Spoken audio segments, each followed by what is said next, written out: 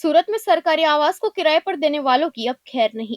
अगर आपके नाम पर है सरकारी आवास और आपने उसे किराए पर चढ़ा रखा है, तो सावधान हो जाइए, क्योंकि अब मनपा की टीम घर घर पहुंच रही है और गड़बड़ी मिली तो सीधे पुलिस शिकायत से लेकर आवास वापस लेने तक की कार्रवाई हो सकती है। सूरत महानगर पालिका के अधिकारियों ने सरकारी आवासों के गलत इस्तेमाल के खिलाफ विशेष ड्राइव शुरू की है। मनपा की टीम अलग अलग आवासों में पहुंचकर जांच कर रही है कि जिस व्यक्ति के नाम पर सरकारी आवास आवंटित हुआ है, क्या वही उसमें रह रहा है या फिर आवास किसी दूसरे व्यक्ति को किराए पर दे दिया गया है। और जांच के दौरान सामने आए आंकड़े चौंकाने वाले हैं। पूर्व जोन में कुल 1088 आवासों की जाँच की गयी, जिसमें 37 फ्लैट दूसरे लोगों को द्वारा इस्तेमाल किए जा रहे थे, जबकि 132 फ्लैट बंद हालत में मिले। अब बात करते हैं जहांगीरपुरा के सुमन वंदना आवास। यहाँ 1252 फ्लैटों में 600 फ्लैट बंद मिले, जबकि 68 फ्लैट किराए पर दिए जाने की जानकारी सामने आई। वही सुमन स्नेह आवास में कुल 888 फ्लैटों की जांच की गई, जिसमें 396 बंद मिले और 26 फ्लैट किराए पर दिए गए थे। इसके अलावा सुमन मुद्रा आवास में 1231 फ्लैटों की जांच के दौरान 429 फ्लैट बंद मिले, जबकि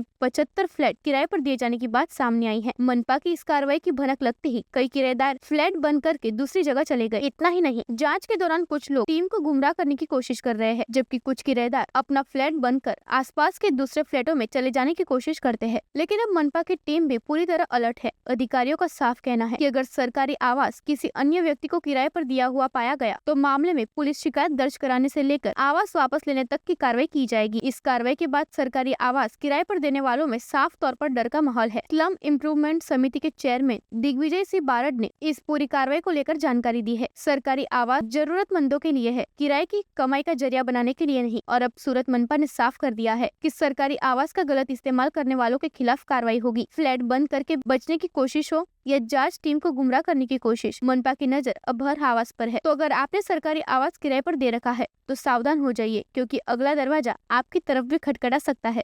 આવાસને લઈને કઈ રીતની કામગીરી સુરત મહાનગરપાલિકા દ્વારા પ્રધાનમંત્રી આવાસ યોજના હેઠળ બનાવેલા સુમન આવાસમાં લોકો દ્વારા મને ફરિયાદ મળતા કે દરેક આવાસમાં લોકો જેને મકાન લાગેલા છે એ મકાન લોકો ભાડે આપીને આર્થિક લાભ લે છે.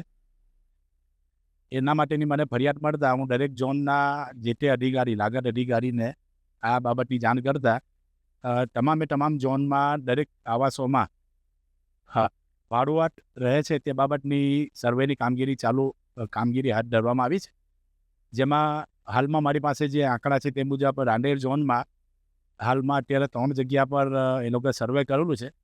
જેમાં સૌથી વધારે જે ફરિયાદ છે તે સુમન ચંદન જહાંગીરપુરા વિસ્તારમાં છે.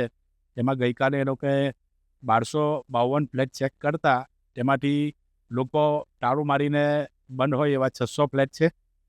ભાડુઆત 70 છે.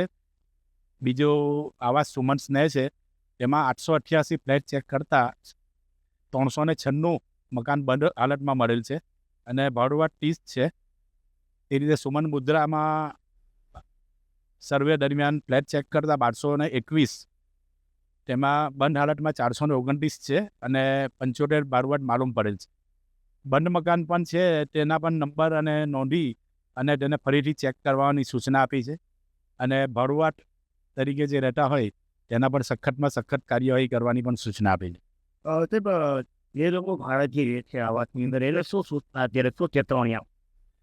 ભાડેથી જે રહી છે તેમાં અત્યારે હાલ પૂરતું જે સુરત મહાનગરપાલિકાના નીતિ નિયમ મુજબ નોટિસ આપીને કાર્યવાહી છે, પણ અમારી ગણતરી મુજબ એવું છે કે હવે પછી અમે એ રીતના પગલાં ભરવા માંગીએ છીએ કે ભાઈ એના આપેલો ફ્લેટ પણ અમે કેન્સલ કરી અને પોલીસ ફરિયાદ કરવાની પણ ગણતરી છે.